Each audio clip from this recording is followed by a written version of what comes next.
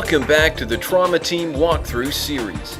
In our previous video, we stabilized some patients in first response. Now, in our final entry, let's look at the signs and symptoms of diagnosis.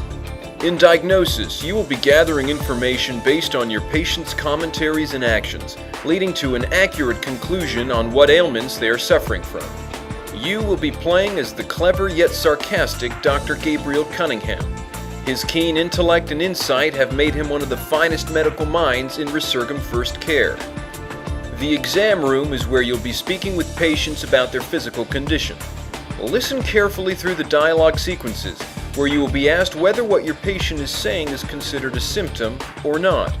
There are times where your patient won't say exactly what's wrong with them, so you'll need to read between the lines to uncover what they're trying to avoid telling you. You won't find a time limit or vitals bar in diagnosis. Instead, hearts at the top of your screen will tell you how many mistakes you'll be allowed to make before your case will be considered a failure.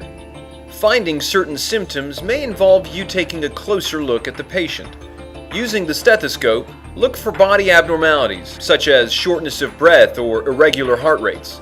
For further investigation, conduct a visual exam to find any physical irregularities on the patient. With the diagnostic results, check to see if the patient's measured levels are out of the norm.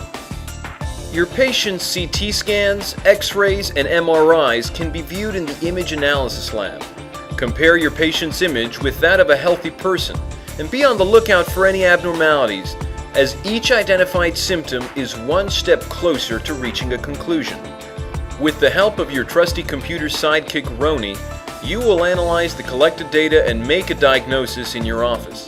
Roni provides a list of diagnosis candidates that may or may not fit your patient's symptoms. If you find a matching symptom in the disease's description, the corresponding details will become highlighted and the gauge below the candidate's name will partially fill.